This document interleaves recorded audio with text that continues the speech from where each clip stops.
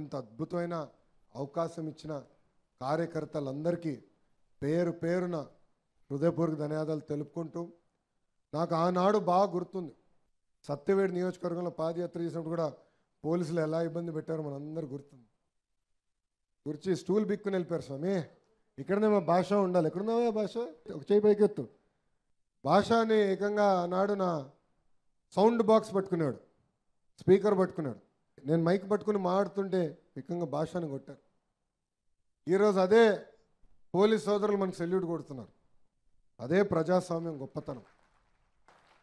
Salute కడుతున్నారని మాయలో పడకూడదండి, అది గుర్తుపెట్టుకోవాలి. నేను ఈరోజు ల్యాండ్ అయిన తర్వాత అన్నకు ఫోన్ చేసి చెప్పిన కారులో ఉంటే, అన్న ఎస్పీ గారికి ఫోన్ చేసి చెప్పండి, ఇంతమంది భద్రతా సిబ్బంది నాకు అవసరం లేదులే స్వామి.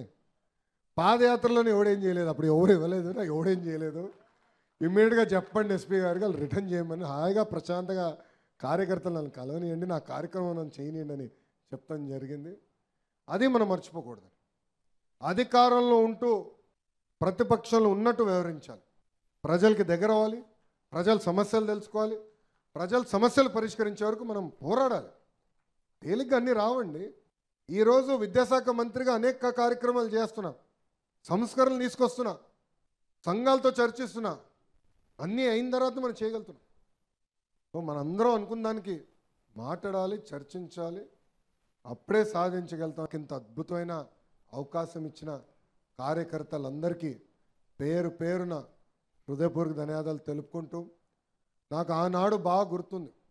సత్యవేడి నియోజకవర్గంలో పాదయాత్ర చేసినప్పుడు కూడా పోలీసులు ఎలా ఇబ్బంది పెట్టారో మనందరూ గుర్తుంది.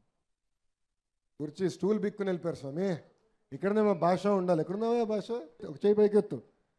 భాష అని ఏకంగా ఆనాడు నా సౌండ్ బాక్స్ పట్టుకున్నాడు, స్పీకర్ పట్టుకున్నాడు. నేను మైక్ పట్టుకుని మాట్లాడుతుంటే ఏకంగా భాషని కొట్టారు.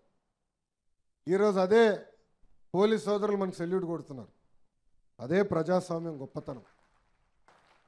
సెల్యూట్ కడుతున్నారని మాయలో పడకూడదండి, అది గుర్తుపెట్టుకోవాలి. నేను ఈరోజు ల్యాండ్ అయిన తర్వాత అన్నకు ఫోన్ చేసి చెప్పిన కారులో ఉంటే, అన్న ఎస్పీ గారికి ఫోన్ చేసి చెప్పండి, ఇంతమంది భద్రతా సిబ్బంది నాకు అవసరం లేదులే స్వామి. పాదయాత్రలోనే ఎవడేం చేయలేదు, అప్పుడు ఎవరు ఇవ్వలేదు, నాకు ఎవడేం చేయలేదు, ఇమ్మీడియట్గా చెప్పండి ఎస్పీ గారికి, వాళ్ళు రిటర్న్ చేయమని హాయిగా ప్రశాంతంగా కార్యకర్తలు నన్ను కలవనియండి, నా కార్యక్రమం నన్ను చేయనియండి అని చెప్తాం జరిగింది. అది మనం మర్చిపోకూడదు. అధికారంలో ఉంటూ ప్రతిపక్షంలో ఉన్నట్టు వ్యవహరించాలి. ప్రజలకి దగ్గర అవ్వాలి, ప్రజల సమస్యలు తెలుసుకోవాలి, ప్రజల సమస్యలు పరిష్కరించే వరకు మనం పోరాడాలి. తేలిగ్గా అన్నీ రావండి.